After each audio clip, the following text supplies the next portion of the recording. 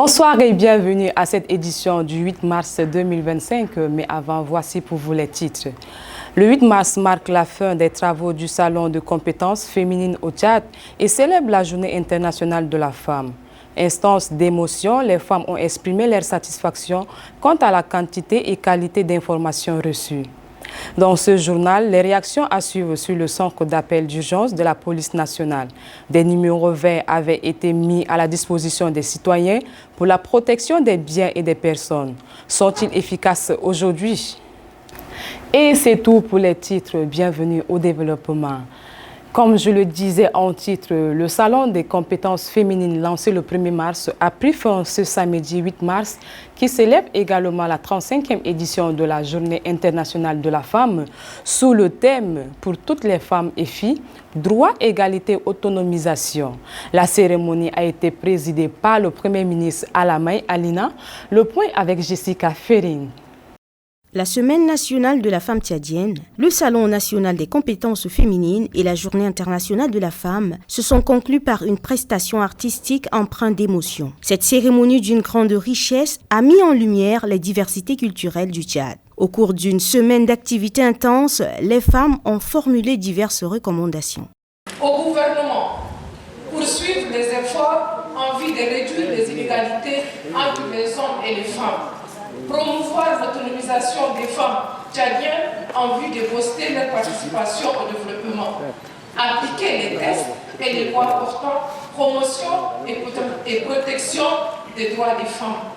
Promouvoir l'accès à la terre aux femmes rurales. Introduire un projet de loi stipulant qu'en cas de divorce motivé, le domicile conjugal revient à la femme et aux enfants. La ministre d'État de la Femme et de la Petite Enfance, Amina Priscille Longo, se félicite de la tenue de la Sénafet, édition 2025, et fait un plaidoyer au gouvernement. Les femmes tchadiennes sont prêtes à jouer le rôle central que vous leur avez confié, mais elles aspirent davantage à être respectées, écoutées et soutenues dans leurs efforts. C'est pourquoi, Excellence Monsieur le Premier ministre, permettez que du haut de cette tribune, je puisse joindre ma voix à celle des autres pour plaider. Plaider pour la création des Fonds national de la finance inclusive. Le Fonds national de la finance inclusive ne profitera pas seulement aux femmes, mais aussi aux jeunes. Pour le Premier ministre, l'ambassadeur Alamay Alina, ces 7 jours d'activité ont permis de constater que les compétences féminines ne constituent pas seulement une richesse à valoriser, mais également un levier essentiel pour le développement. Vous avez démontré que l'excellence n'a pas de genre.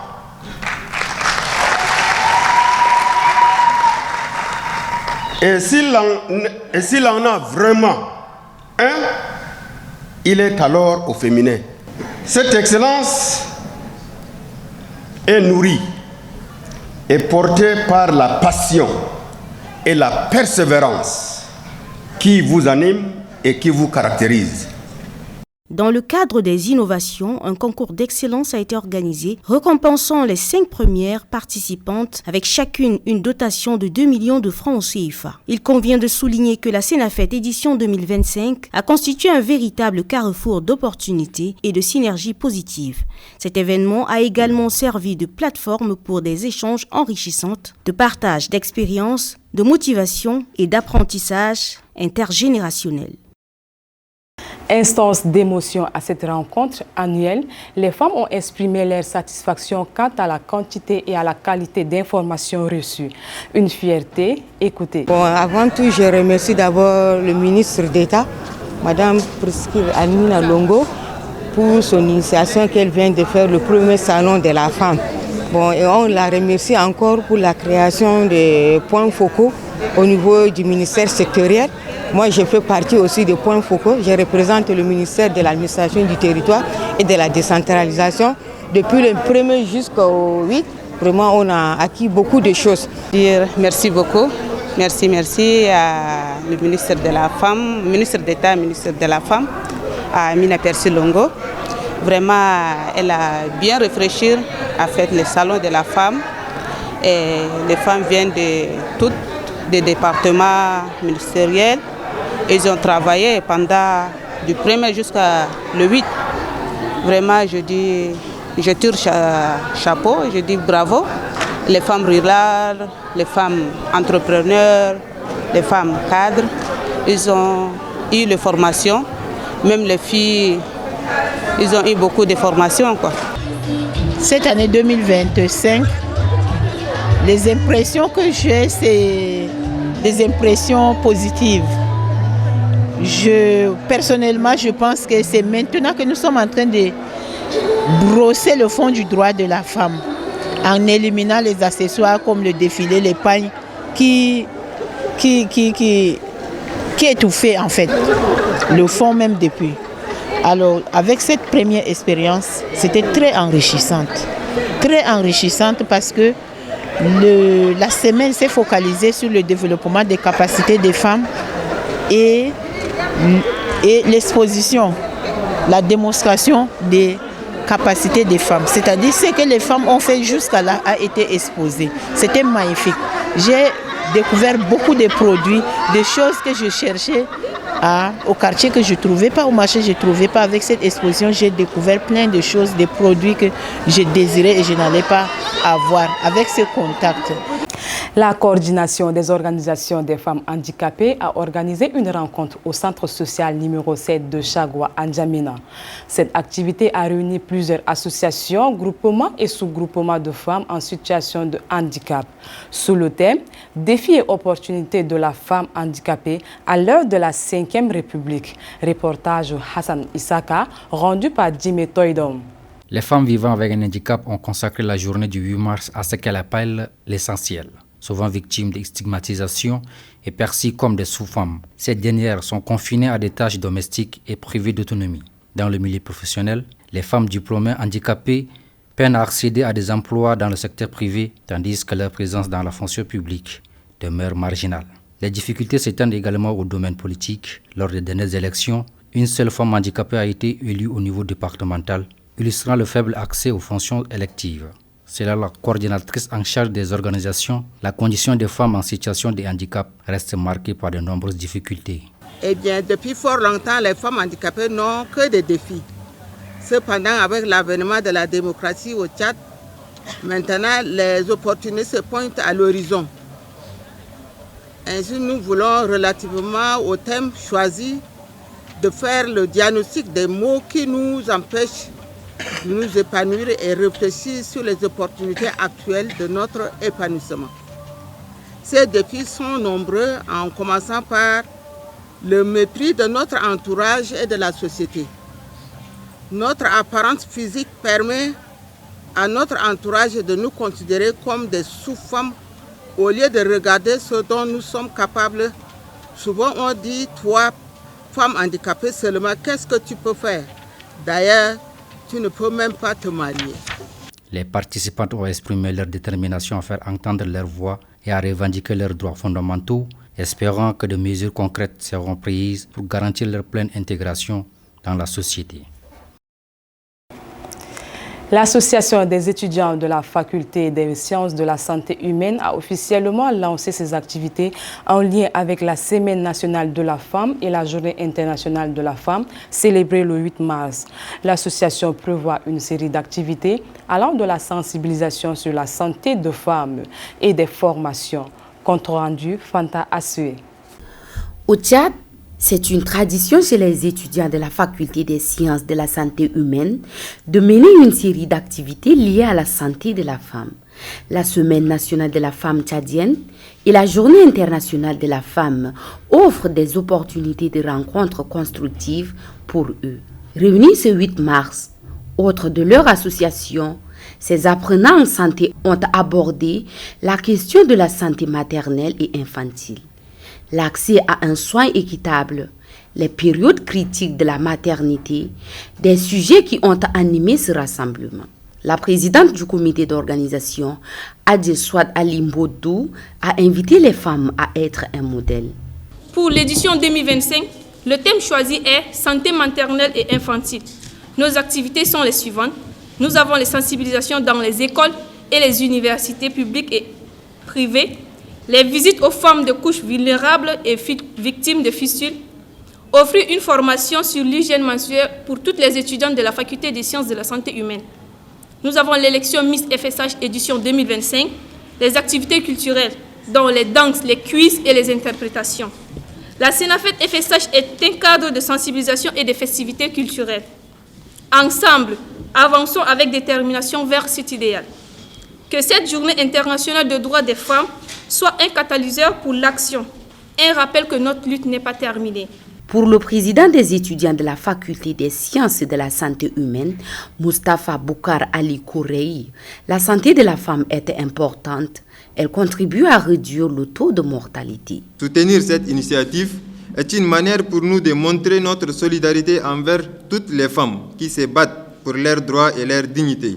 Nous voulons être des acteurs du changement et en encourageant les discussions sur les défis auxquels les femmes sont confrontées dans le domaine de la santé et en plaidant pour des politiques qui favorisent leur bien-être. Des activités culturelles, la sensibilisation de masse ou des formations seront entretenues, une manière pour les étudiants de montrer leur solidarité envers toutes les femmes face aux défis sanitaires auxquels elles sont confrontées. Le personnel du ministère des Transports, de l'Aviation civile et de la Météorologie nationale a tenu une rencontre d'échange. Au menu remise d'attestation de reconnaissance, des activités du département ont été mises en avant. C'était en présence de la ministre Fatimé Goukouni-Wedei. Les explications de Mathurin Gakuto. Un moment fort a été la remise d'une attestation à la ministre Fatimé Goukouni-Wedei saluant son leadership dans un secteur en quête d'excellence. Les responsables des différentes entités ont présenté un bilan concis des activités de l'année écoulée, soulignant la convergence des efforts vers des objectifs ministériels. La directrice des investissements aéroportuaires et météorologiques, Mme Fatimé Daoussa Ahmad, a notamment mis en avant l'atteinte du quota de 30% de femmes. Illustré par une vidéo témoignant leur satisfaction quant à l'engagement de la ministre, les différentes responsables des actions ont exprimé leur enthousiasme depuis son arrivée en 2021. Mme Wedei a favorisé la formation des femmes et promu l'égalité des chances. Les défis restent importants, notamment la régulation des voies publiques face à un nombre préoccupant d'accidents et la promotion de l'égalité des genres dans le secteur des transports tout en explorant des alternatives. Cette rencontre riche en échanges a permis aux femmes du ministère de partager leur expérience et de renforcer les liens, symbolisant ainsi la mutualisation des efforts. La remise d'une attestation de reconnaissance à la chef du département a marqué un moment particulier de cette journée. Surprise des bonnes intentions du personnel à son égard, la ministre Fatimé Goukouni-Wedei a exprimé sa satisfaction. Suivez. Ce secteur des transports, c'est un secteur qui est extrêmement vivant, très sensible, porteur, mais surtout très vierge. Et vous le savez qu'on a accusé énormément de retard par rapport à d'autres pays, notamment par le fait qu'il n'y avait pas de département des transports et que c'était greffé à notre département, notamment celui des infrastructures, et qu'on n'arrivait pas justement à avoir cet équilibre entre ces deux grands volets. Et aujourd'hui, en tant que pays enclavé, et surtout avec la clairvoyance de nos plus hautes autorités de la République, il y a eu donc cette confiance qui a été placée en ma modeste personne, et à travers moi, vous aussi, pour justement démarrer cette aventure et produire justement des résultats. J'ai beaucoup appris, et je continue à apprendre chaque jour, et ça me passionne, surtout la sécurité routière, pour être totalement honnête avec vous. C'est des secteurs, c'est des sous-secteurs plutôt qui sont très intéressants, qui offrent aussi des opportunités à des femmes, à des hommes, à des jeunes, et il faut se lancer. Nous, au niveau de notre département, on sera toujours ouvert à vous accompagner, à vous offrir ces opportunités pour que vous puissiez également évoluer dans vos carrières.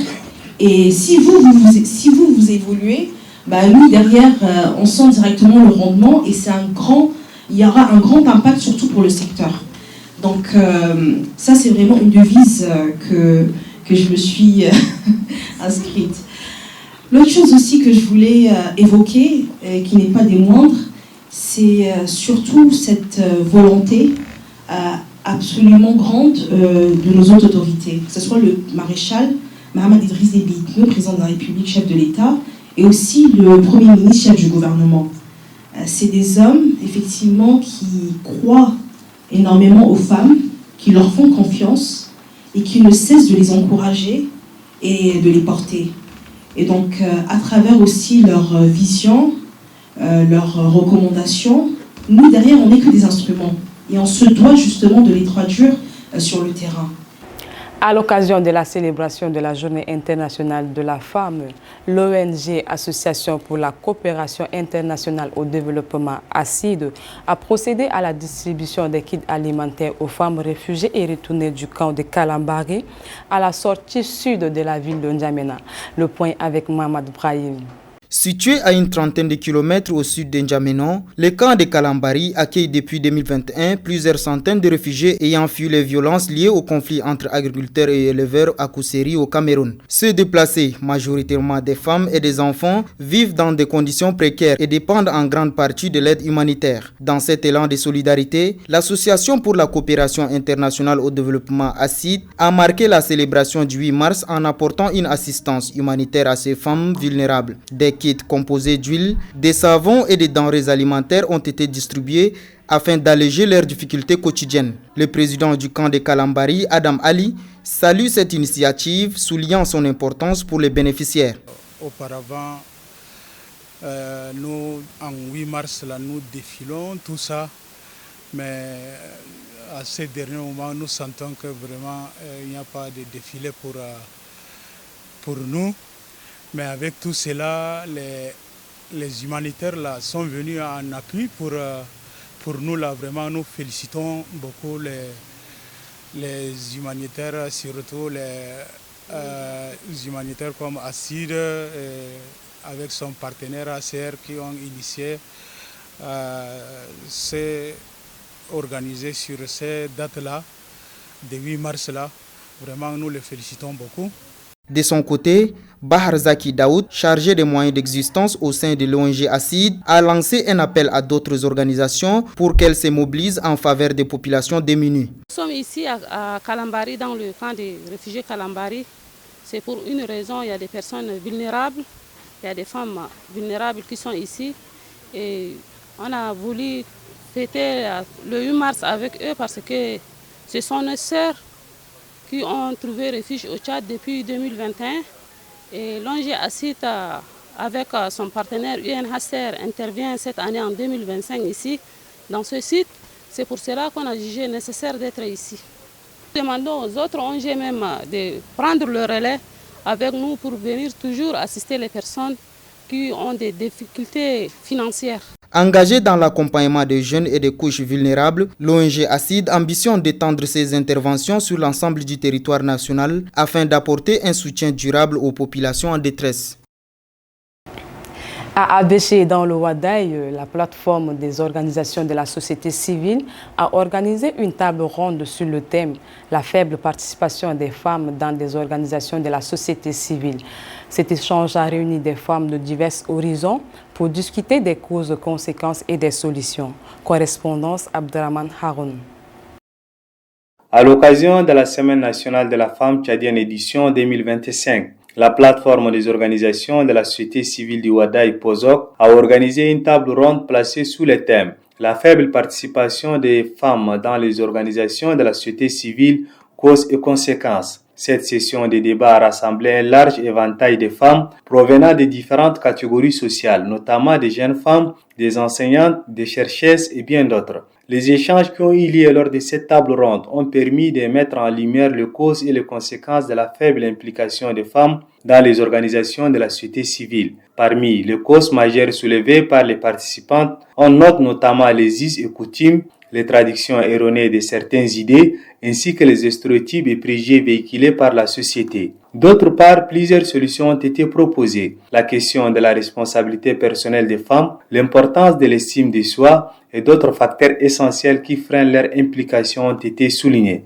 Les participantes ont insisté sur la nécessité d'un changement de mentalité pour permettre aux femmes de jouer un rôle actif dans ces structures. Cette initiative de la POSOC a été grandement appréciée par les participantes qui ont formulé des recommandations concrètes à l'attention de l'organisation. La présence des membres de la POSOC a marqué un véritable succès pour cette table ronde, caractérisée par des échanges vivants et intenses sur la question de la femme. Lutte contre l'insécurité à N'Djamena au Tchad en 2024, un centre d'appel d'urgence de la police nationale a été lancé. Des numéros verts mis à la disposition des citoyens pour la protection des biens et des personnes. Sont-ils efficaces aujourd'hui? Réaction des citoyens dans les rues. Quand on tente 1, 2, 3 ou voire 4, 5 fois, ça passe pas entre-temps. C'est-à-dire le problème ne fait que prendre de l'ampleur, quoi. Donc nous demandons aux gens d'essayer de voir, c'est-à-dire si possible, créer ces lignes vertes-là, c'est-à-dire 2, 3 dans le cas où, c'est-à-dire on appelle par exemple ces lignes-là, peut-être ligne numéro 1 et que ça ne marche pas, on bascule vers ligne numéro 2 ou vers ligne numéro 3, ça permettra aux gens d'intervenir, quoi, simplement. Mais sinon, franchement, cette ligne ne nous sert pratiquement à rien. Parce que jamais on a appelé ici dans notre quartier, personne n'est venu une fois, donc vraiment c'est ça le souci majeur aujourd'hui que nous avons. Nous sommes les clandomans du 6e arrondissement. Parfois, nous sommes obligés de faire le travail à la place des numéros verts mis à la disposition des citoyens. Le centre d'écoute d'urgence ne répond pas les appels. Que ce soit 114, 117, personne ne répond. Pourtant, la population a besoin de l'intervention de ces forces de sécurité en cas de danger. On peut essayer, mais même si vous voulez, ils ne vont pas décrocher. De toute façon, on ne croit plus à ces numéros verts. Le chef du gouvernement tchadien, dans le but de concrétiser la promesse présidentielle, celle de recrutement de 5 000 jeunes dans la fonction publique. En début de semaine, l'ambassadeur Alamay Alina a donné des directives au ministre en charge de la fonction publique. Une bonne nouvelle pour le collectif des lauréats des écoles normales supérieures du Tchad qui appelle à la transparence et au mérite dans le secteur de l'éducation. Mbaye Oremes Jikonias est le président du collectif.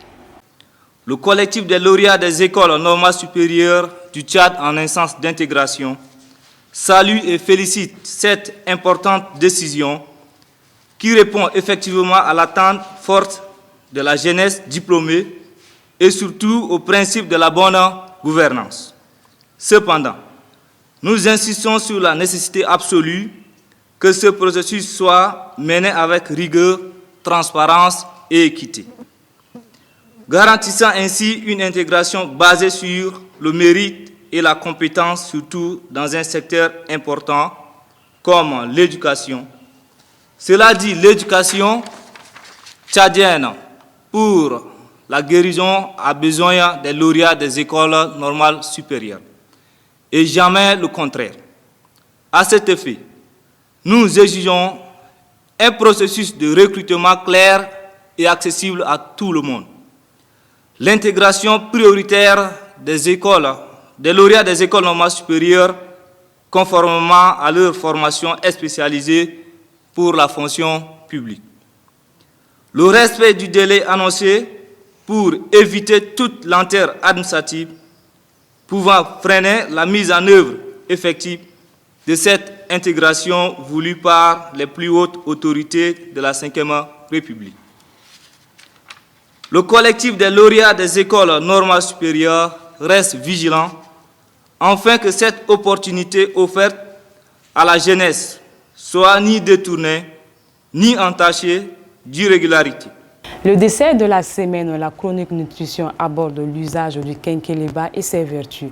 C'est avec Adoum Brahim Kamis. Niché au cœur des forêts tropicales, le kenkeliba, connu aussi sous le nom de tisane de longue vie, est une plante originaire d'Afrique de l'Ouest, utilisée depuis des siècles pour ses nombreuses vertus médicinales. Riche en nutriments, ces feuilles sont souvent employées pour préparer des infusions, des décoctions et même des plats cuisinés. La population locale a longtemps reconnu ses bienfaits intégrant ces propriétés dans leur quotidien. Les feuilles de Kenkiliba sont renommées pour leur effet anti-inflammatoire, antioxydant et digestif. Elles sont souvent consommées pour soulager divers maux allant de troubles digestifs aux inflammations chroniques. Les infusions préparées à partir de ces feuilles sont prisées non seulement pour leur goût agréable, mais aussi pour leurs effets bénéfiques sur la santé. Les Kenkiliba, ou tisanes de longue vie, incarnent un savoir ancestral riche en bienfaits pour la santé et la culture. Et c'est la fin de cette édition. Merci à vous de l'avoir suivi. Très bonne fête de 8 mars à toutes les femmes.